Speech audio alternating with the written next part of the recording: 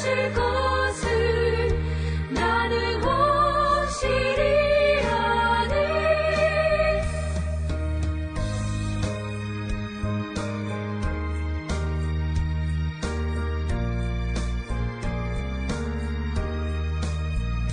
주 언제 강림하실지 밤에 밤낮에 또 주님 만날 그것도 난 알 수 없도다. 내가 믿고 또 의지하는 내 모든 형편하시는 주님 늘 보호해 주실 것을 나는 확실히 아네.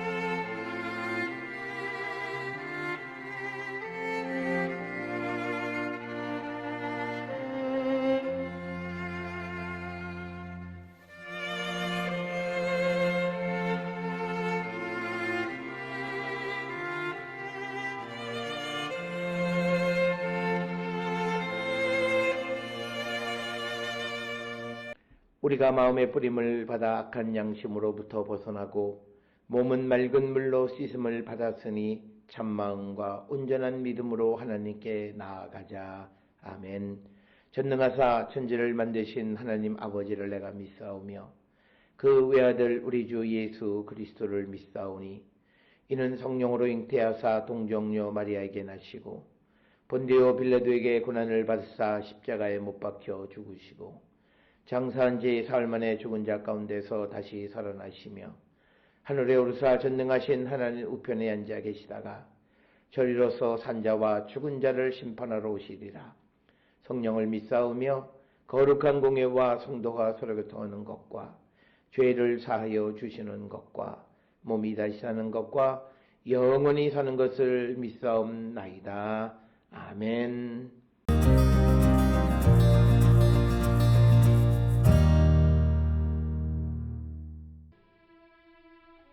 열째 해 열째 달 열두째 날에 여호와의 말씀이 내게 임하여 이르시되 인자야 너는 애굽의 바로 왕과 온 애굽으로 얼굴을 향하고 예언하라. 너는 말하여 이르기를 주 여호와께서 이같이 말씀하시되 애굽의 바로 왕이여 내가 너를 대적하노라. 너는 자기의 강들 가운데에 누운 큰 악어라. 스스로 이르기를 나의 이 강은 내 것이라 내가 나를 위하여 만들었다 하는도다. 내가 갈고리로 내 아가미를 꿰고 너의 강의 고기가 내 비늘에 붙게 하고 내 비늘에 붙은 강의 모든 고기와 함께 너를 너의 강들 가운데에서 끌어내고 너와 너의 강의 모든 고기를 들에 던지리니 내가 지면에 떨어지고 다시는 거두거나 모으지 못할 것은 내가 너를 들짐승과 공중의 새의 먹이로 주었음이라. 애굽의 모든 주민이 내가 여호와인 줄을 알리라. 애굽은 본래 이스라엘 족속에게 갈대 지팡이라. 그들이 너를 손으로 잡은즉 네가 부러져서 그들의 모든 어깨를 찢었고 그들이 너를 의지한즉 네가 부러져서 그들의 모든 허리가 흔들리게 하였느니라.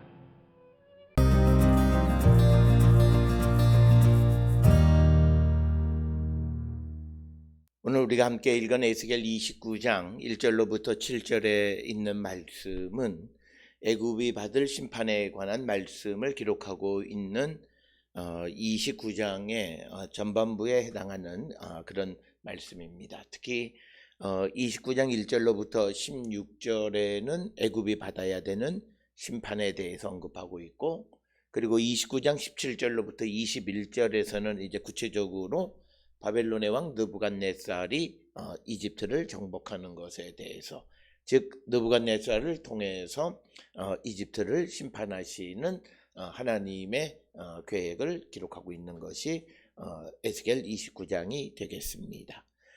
오늘 우리가 함께 읽은 29장 1절부터 7절은 애굽이 받아야 하는 그런 하나님의 심판에 관한 부분으로서, 오늘 주시는 1절에 보면 이 예언의 말씀이 열째 해 열째 달 12째 날에 그 에스겔에게 임한 말씀이다, 이렇게 기록이 되어 있습니다.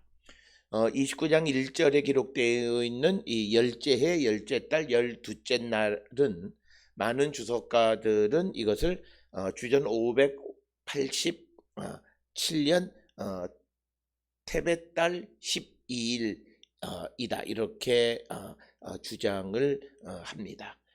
그래서 오늘 주시는 이 본문의 말씀이 구체적인 역사적인 상황 속에서 주신 말씀이다라고 하는 것을 우리가 알 수 있고, 이런 것은 에스겔서에 종종 드러나는 그런 표현 방법이 되겠습니다. 2절에 인자야 너는 애굽의 바로 왕과 온 애굽으로 얼굴을 향하고 예언하라. 우리가 이미 보았듯이 얼굴을 어디로 향하고 예언하라 라고 하는 것은 이제 하나님께서 이제 그 예언의 말씀의 대상을 분명하게 언급할 때 예언자에게 어디를 향하고 얼굴을 어디로 향하고 예언하라 라고 하는 이런 방식을 사용하고 있습니다.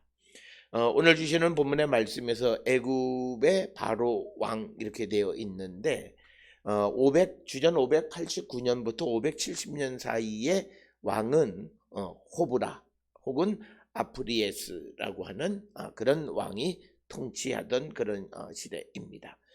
따라서 우리가 이 29장 1절에 열째 열째 달 12째 날이 언제인가를 결정하는 것은 이제 2절에 등장하는 애굽의 바로 왕이 누구인가를 결정하는데 어떤 영향을 주는데, 그 열째 해 열째 달 12째 날을 주전 587년 테벳달 12일로 보게 될 때, 이때 애굽의 왕은 아프리에스 혹은 오브라이다 라고 하는 것입니다.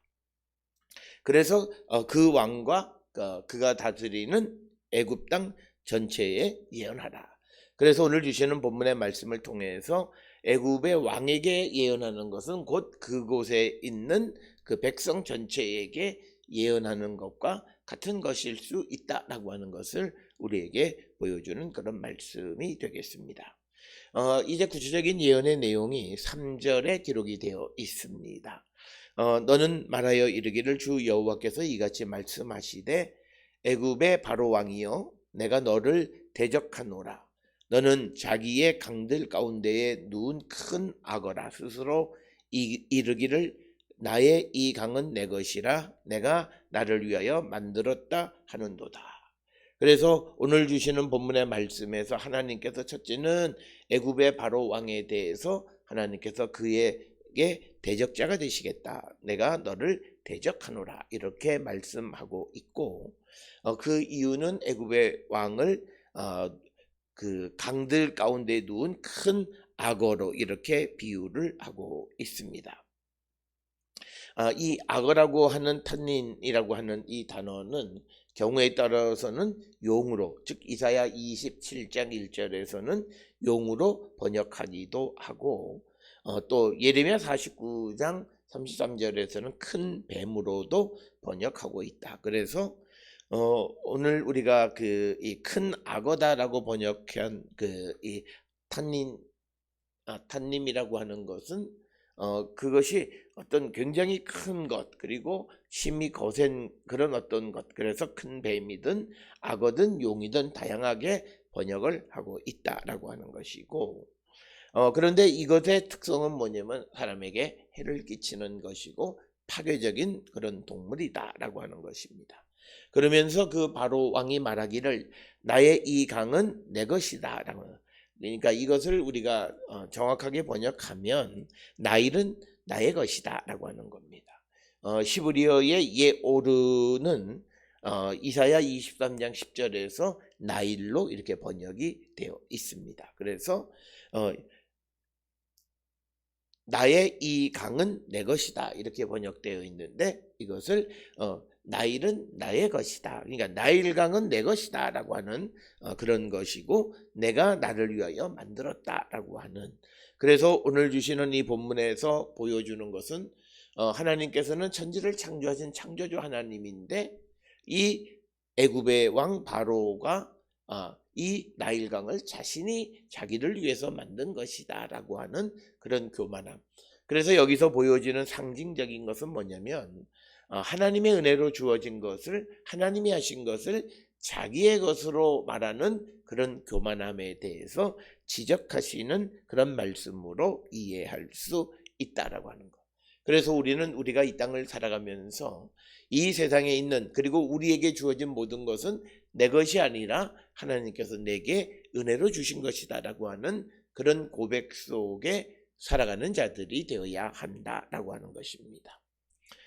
그래서 이제 내가 갈고리로 너의 아가미를 꿰고 너의 강의 고기가 내 비늘에 붙게 하고 내 비늘에 붙은 강의 모든 고기와 함께 너를 강들 가운데에서 끌어낸다. 그래서 하나님께서 이제 큰 악어로 비유되어 있는 그것의 아가미를 아가미에 이 갈고리를 꽂아서 그것을 끄집어내는데, 그때 그 악어의 비늘에 그 강에 사는 모든 물고기들이 붙게 하고 그것을 끊어내. 그래서 이 말씀의 의미는 그 강을 폐허로 만드시겠다라고 하는 그런 말씀이 오늘 우리에게 주시는 말씀이 되겠습니다. 그래서 이것은 결국은 애굽의 왕이 그 애굽 땅에서 이제 끌어내어짐을 당하는 것. 이것은 역사적인 정황을 우리가 결정하기는 굉장히 어렵지만, 이것은 아마도 호브라가 이 팔레스틴, 가나안 지역에 대해서 공격하고, 그래서 하나님의 백성들을 괴롭힌 것에 대한 어떤 하나님의 심판으로 이해할 수도 있고, 아니면 또 이 바벨론의 왕 느부갓네살이 이제 그 애굽을 공격하는 것을 이 하나님의 심판으로 이해하는 것일 수도 있다라고 하는 겁니다. 그러니까 우리가 오늘 주시는 1절에 나와 있는 열째 해 열째 달 12째 날에 날짜를 정하고 그때 있었던 역사적인 상황이 두 가지가 있는데, 하나는 호브라가 가나안을 공격했던 것, 그래서 이 하나님의 백성들을 괴롭힌 것, 그 사건이 하나 있고, 또 하나는 바벨론의 왕 느부갓네살이 애굽을 공격한 것이 있는데, 그래서 오늘 주시는 이 에스겔 29장 3절에 4절에 있는 말씀들을 그런 역사적인 정황과 엮어서 해석하려고 하는 것이다 라고 하는 것입니다. 그렇지만 이것이 정확하게 어느 역사적 상황과 맞닿아 있는가를 확정적으로 결정하기는 매우 어렵다라고 하는 것입니다.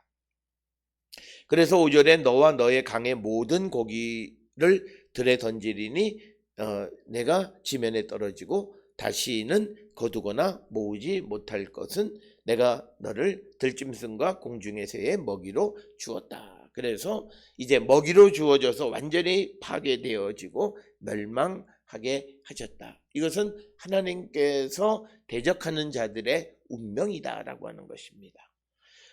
그래서 이런 역사적인 정황을 통해서 당시의 강대국 중 하나였던 애굽조차도 하나님 앞에 교만하고 또 정직하지 못했고 그들이 더러워졌을 때 하나님은 그들도 심판하시는 분이시다라고 하는 것을 우리에게 보여주고 있고, 그러면서 6절에 애굽의 모든 주민이 내가 여호와인 줄 알리라. 애굽은 본래 이스라엘 족속에게 갈대 지팡이라.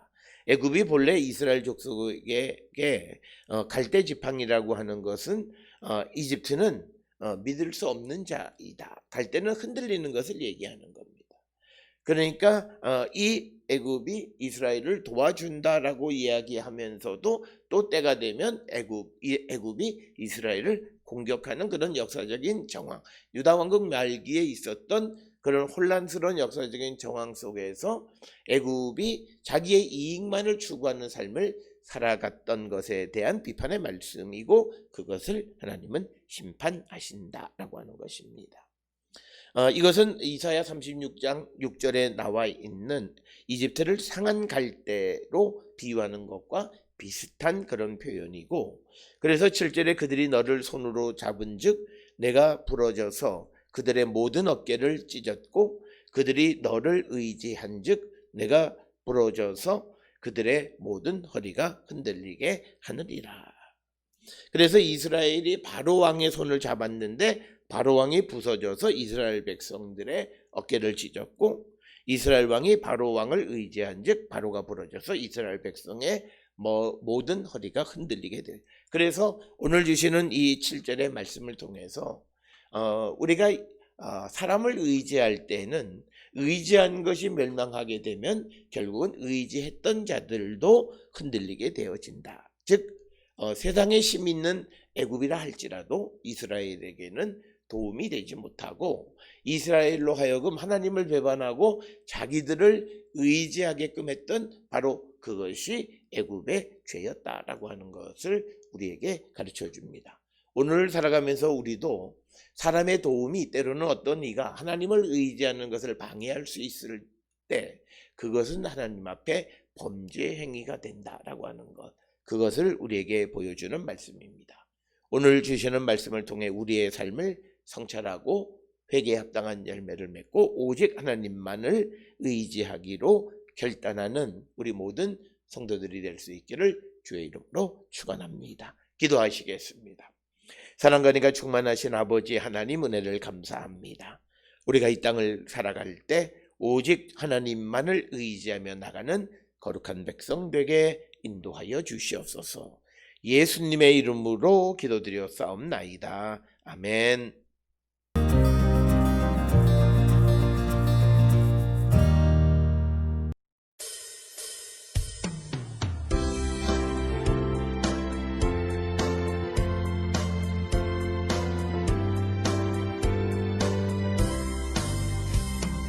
주 십자가를 지심으로 죄인을 구속하셨으니 그 피를 보고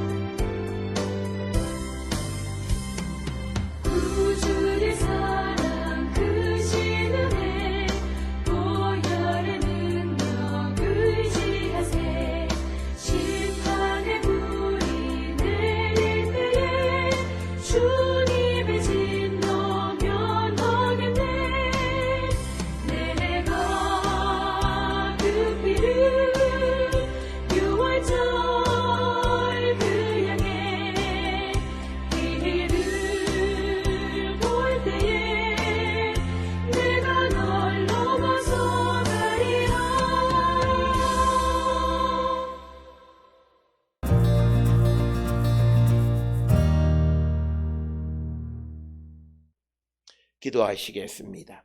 이제는 우리 주 예수 그리스도의 은혜와 하나님 아버지의 무한하신 사랑과 성령의 위로 역사 교통하심이 오직 하나님만을 의지하기를 결단하며 세상을 향해 나가는 모든 이들을 위해 지금으로부터 영원토록 함께 할지어다. 아멘. 주 너를 지키시